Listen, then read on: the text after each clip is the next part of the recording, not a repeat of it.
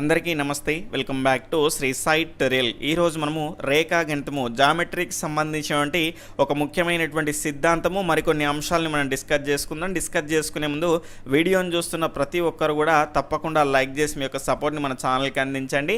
ఎవరైనా కొత్తగా మన ఛానల్ని చూస్తూ ఉన్నట్లయితే ఈ వీడియో క్రింద ఉన్నటువంటి రెడ్ కలర్ సబ్స్క్రైబ్ బటన్ని క్లిక్ చేసుకొని సబ్స్క్రైబ్ చేసుకోండి. అదేవిధంగా దాని పక్కనే ఆల్ నోటిఫికేషన్ బెల్ ఐకాన్ని క్లిక్ చేసుకోవడం ద్వారా నేను చేసేటువంటి ప్రతి వీడియో కూడా మీకు నోటిఫికేషన్ రూపంలోకి వచ్చేస్తుంది.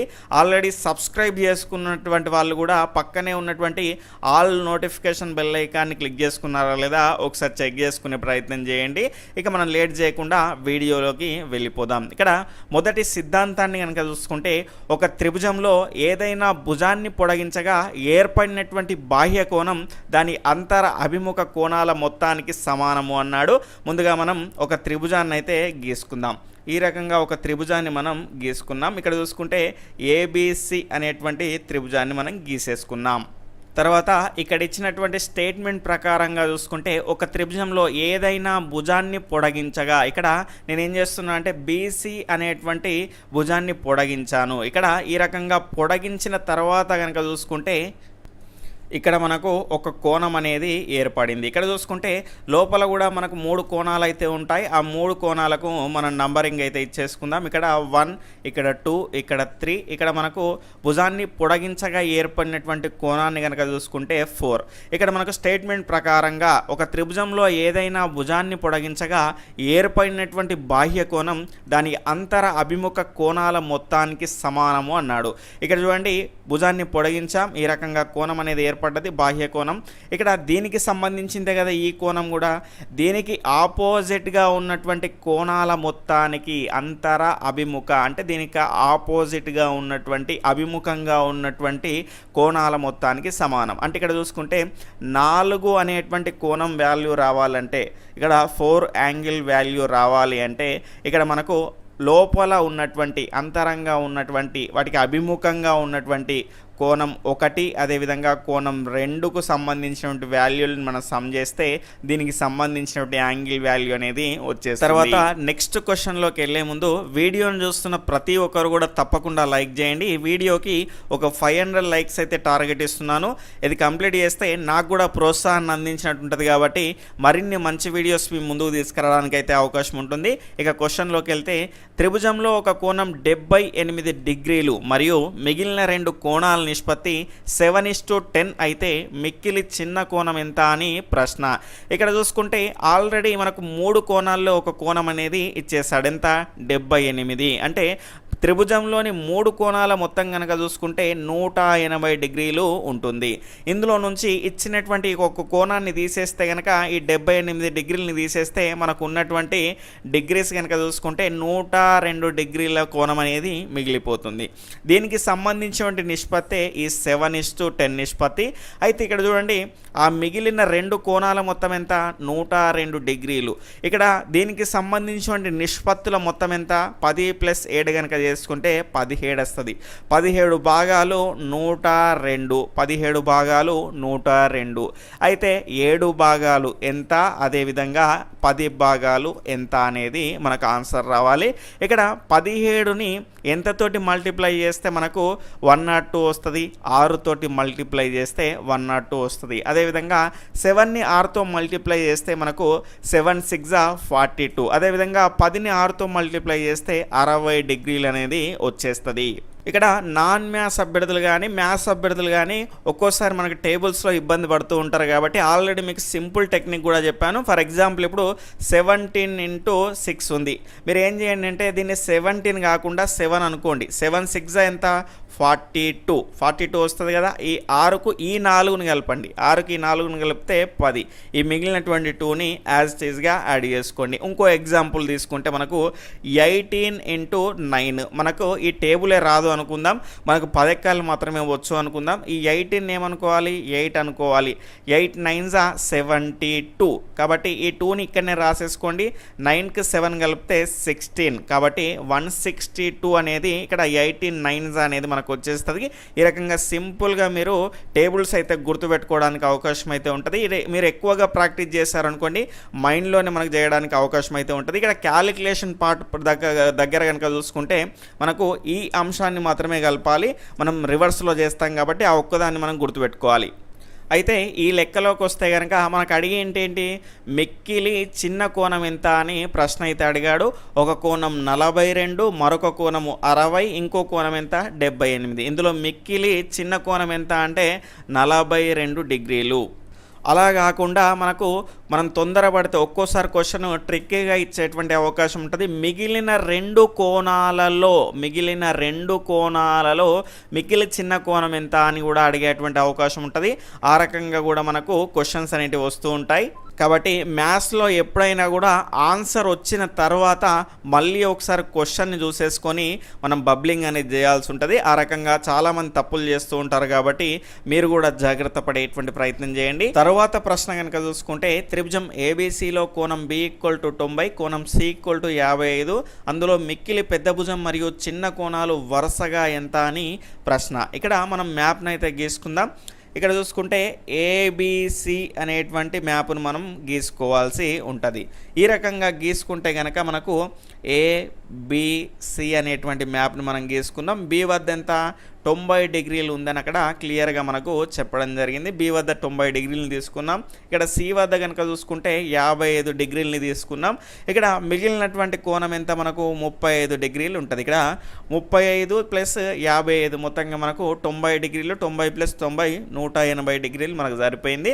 దాని తర్వాత కనుక చూసుకుంటే ఆల్రెడీ నేను చెప్పుకున్నటువంటి కాన్సెప్ట్ ప్రకారంగా చూసుకుంటే పెద్ద కోణానికి ఎదురుగా ఉన్నది పెద్ద భుజం, చిన్న కోణానికి ఎదురుగా ఉన్నది చిన్న భుజం. ఇందులో పెద్ద భుజం కనుక చూసుకుంటే ఏసీ అవుతుంది. పెద్ద భుజం అనేది ఏమవుతుంది, ఏసీ అవుతుంది.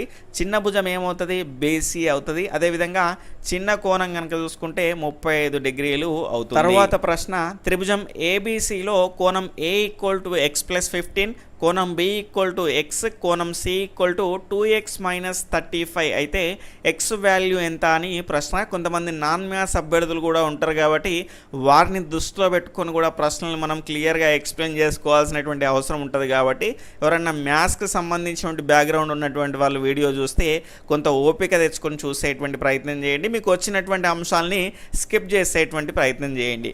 ఇక్కడ త్రిభుజం ఏబీసీలో కోణం ఏబిసి వాల్యూస్ అయితే మనకి ఇచ్చాడు. కానీ ఇక్కడ చూసుకుంటే కోణం A మరియు B మరియు Cల మొత్తం కనుక చూసుకుంటే మనకు త్రిభుజంలో 180 డిగ్రీలు ఉంటుంది. కాబట్టి A value, B value, C value కూడా ఇచ్చింది కాబట్టి వీటిని మనం యాడ్ చేసుకుందాం. A ప్లస్లో x + 15, అదేవిధంగా B ప్లస్లో x, దాని తర్వాత C ప్లస్లో 2x - 35 అనేది మనం యాడ్ చేసుకుంటాం.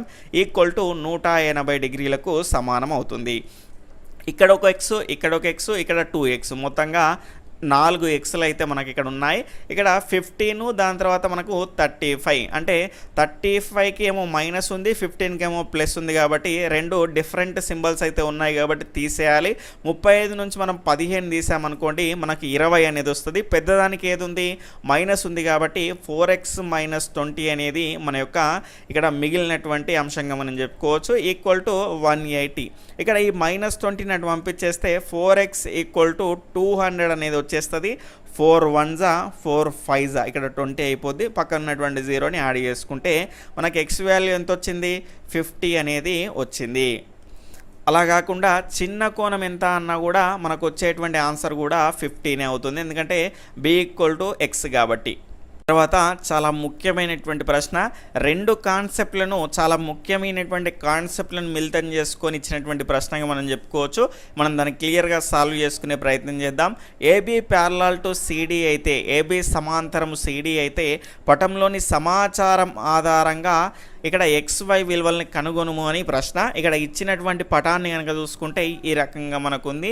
ఇక్కడ X వాల్యూని మనము Y వాల్యూని అయితే ఫైండ్ అవుట్ చేయాల్సి ఉంటుంది. ఇందులో ఉన్నటువంటి రెండు కాన్సెప్ట్ కనుక చూసుకుంటే ఒకటి తిర్యక్ రేఖకు సంబంధించినటువంటి కాన్సెప్ట్ అయితే మనకి ఇవ్వడం జరిగింది. తిర్యక్ రేఖకు సంబంధించి మనం ప్రీవియస్ క్లాసుల్లోనైతే చెప్పుకోవడం జరిగింది, ఈ మధ్యలోనైతే చెప్పుకోలేదు. దానికి సంబంధించి మనము నెక్స్ట్ క్లాసుల్లో డిస్కస్ చేసుకుంటాం. ఇప్పుడు మనకు అవసరమైనటువంటి పాయింట్ని మాత్రం క్లియర్గా డిస్కస్ చేసుకునేటువంటి ప్రయత్నం చేద్దాం. ఇక్కడ రెండు రేఖలకు సంబంధించి రెండు లేదా అంతకంటే ఎక్కువ బిందువుల వద్ద ఖండించేటువంటి రేఖని మనం ఏమంటాము అంటే తిర్యక్ రేఖ అంటారు. తిర్యక్ రేఖకు కనుక చూసుకుంటే ఈ కోణము సమానంగా ఉంటుంది. ఈ కోణాలను ఏమంటారు అంటే ఏక అంతర కోణాలు అంటారు. ఇక్కడ చూసుకుంటే మనకు ఇది రెండు సమాంతర రేఖలు ఉన్నాయి. ఆ రెండింటి మధ్య కనుక చూసుకుంటే ఈ రకంగా మనకు ఒక తిర్యక్ రేఖ అయితే ఉంది. ఇక్కడ 50 అనే కోణం ఉంది, ఇక్కడ X అనే కోణం ఉంది. ఇక్కడ చూసుకుంటే యాస్టీజ్గా మనకి ఏకాంతర కోణాలు ఉన్నాయి కాబట్టి ఇక్కడ X వాల్యూ ఏమవుతుంది అంటే మనకు 50 డిగ్రీలు అవుతుంది. అయితే ఇక్కడ తిర్యక్ రేఖకు సంబంధించిన కాన్సెప్ట్ని మనం సాల్వ్ చేసుకున్నాం. దాని తర్వాత త్రిభుజానికి సంబంధించి మనం మొదటగా నేర్చుకున్నటువంటి సిద్ధాంతంలో కనుక చూసుకుంటే త్రిభుజం యొక్క భుజాన్ని పొడిగించినప్పుడు దాని బాహ్యంగా ఏర్పడినటువంటి కోణము అంతరంగా ఉన్నటువంటి అభిముఖ కోణాలకు సమానం. అంటే ఈ 127 అనేది ఈ అంతరంగా ఉన్నటువంటి అభిముఖ కోణాలు y+50కి సమానం. అంటే మనకి ఇక్కడ చూసుకుంటే 127 రావాలంటే y స్థానంలో 50కి మనం ఎంత కలపాల్సి ఉంటుంది, 77 కలపాల్సి ఉంటుంది. అలా కాకుంటే ఇక్కడ 50ని ఇటు పంపించేసిన 50 నుంచి మనకు 127 నుంచి 50ని తీసేస్తే మనకు వచ్చేది ఏంటి అంటే 77 అనేది వస్తుంది. కాబట్టి మనకి ఇక్కడ చూసుకుంటే X వాల్యూ ఎంత వచ్చింది 50 డిగ్రీలు. అదేవిధంగా Y వాల్యూ కనుక చూసుకుంటే మనకి ఇక్కడ 77 డిగ్రీలు అనేది వచ్చింది. తర్వాత మరో ప్రశ్నను మనం సాల్వ్ చేద్దాం. క్రింది పటంలో విలువల్ని కనుగొనము. ఏ విలువల్ని అంటే X, Y విలువల్ని కనుగొనాలి. ఇక్కడ చూసుకుంటే మనకు పటం ఈ విధంగా ఉంది. ఇందులో కనుక చూసుకుంటే మనకు Xని కనుక్కోవాలి, Yని కనుక్కోవాలి. ఇక్కడ ఇండివిజువల్గా మనం త్రిభుజాన్ని కనుక చూసుకుంటే ఈ త్రిభుజంలో ఈ భుజాన్ని ఎక్స్టెండ్ చేయడం జరిగింది. ఎక్స్టెండ్ చేయడం ద్వారా ఒక బాహ్య కోణం అనేది ఏర్పడ్డది. ఈ బాహ్య కోణం ఎట్లుంటుంది, అంతరంగా ఉన్నటువంటి అభిముఖ కోణాల మొత్తానికి సమానంగా ఉంటుంది. అంటే X వాల్యూ రావాలంటే ఏం చేయాలి సార్, 34 + 62 అనేది చేయాలి. చేస్తే ఎంత వస్తుంది మనకు 96 అనేది వస్తుంది. అంటే ఇక్కడ 96 అనేది వచ్చేసింది. తర్వాత ఈ త్రిభుజాన్ని చూడండి, మిగిలినటువంటి ఇటువైపు ఉన్నటువంటి త్రిభుజాన్ని కనుక చూసుకుంటే ఇక్కడ ఈ భుజాన్ని నేను ఎక్స్టెండ్ చేశాను. ఏర్పడ్డటువంటి ఈ బాహ్య కోణం అనేది అంతరంగా ఉన్నటువంటి అభిముఖ కోణాలు 96 అదేవిధంగా 24 ఈ రెండింటి మొత్తానికి మనకు సమానంగా ఉంటుంది. అంటే Y వాల్యూ కనుక చూసుకుంటే మనకు 96 + 24 చేస్తే మనకి ఎంత వస్తుంది, 90కి 20 కలిపి రౌండ్ ఫిగర్ చేసుకునేటువంటి ప్రయత్నం చేయండి. ఎవరైనా నాన్ మ్యాథ్స్ వాళ్ళు కనుక ఉంటే మ్యాథ్స్ వాళ్ళు అయితే సులభంగా చేసేటువంటి అవకాశం ఉంటుంది. వాళ్ళైనా కూడా మీరు రౌండ్ ఫిగర్లో చేసుకుంటే మనకు కన్ఫ్యూజన్లో, ఎందుకంటే ఎగ్జామ్ వాతావరణంలో కనుక చూసుకుంటే మనకు అందరికీ నాన్ మ్యాథ్స్ వాళ్ళైనా మ్యాథ్స్ వాళ్ళైనా కూడా ఆ వాతావరణానికి అందరూ ఒకే రకంగా ప్రవర్తిస్తారు. కాబట్టి ఖచ్చితంగా మీరు రౌండ్ ఫిగర్లు వేసేసుకొని చేసుకున్నారనుకో సులభంగా మనం చేయడానికి అవకాశం అయితే ఉంటుంది. ఇక్కడ 90 ఇక్కడ 20 మనకు 90 + 20 ఎంత 110 అనేది వచ్చేస్తుంది. మిగిలినటువంటి ఇక్కడ 6 4 కలిపేసుకుంటే 10 అంటే మొత్తంగా మనకు 120 అనేది వస్తుంది. పెద్ద పెద్ద అంశాలని కూడా ఈ రకంగానే మనము క్లియర్గా సులభంగా చేసుకోవడానికి అవకాశం ఉంటుంది. అంటే ఇక్కడ X వాల్యూ ఎంత 96, అదేవిధంగా మనకు Y వాల్యూ కనుక చూసుకుంటే 120 డిగ్రీలు అనేది వచ్చేసింది. ఈ రకంగా మనకు ఈరోజు సెషన్ అనేది ఈ క్వశ్చన్స్తో కంప్లీట్ చేసుకోవడం జరిగింది. నెక్స్ట్ సెషన్లో మనము మరిన్ని మంచి అంశాలతో మీ ముందుకు రావడం జరుగుతుంది. కాబట్టి ఈ వీడియోకి మీ యొక్క ప్రోత్సాహం అనేది ఖచ్చితంగా అవసరం ఉంటుంది. కాబట్టి మీ ఫ్రెండ్స్కి షేర్ చేయండి, ఖచ్చితంగా లైక్ చేయండి. కొత్త వాళ్ళు ఎవరైనా ఉంటే ఈ వీడియో క్రింద ఉన్నటువంటి సబ్స్క్రైబ్ బటన్ని క్లిక్ చేసుకొని సబ్స్క్రైబ్ చేసుకోండి. పక్కన ఆల్ నోటిఫికేషన్ బెల్ ఐకాన్ని మాత్రం ఖచ్చితంగా మీరు క్లిక్ చేసుకునే ప్రయత్నం చేయండి. బాయ్, టేక్ కేర్, జై హింద్.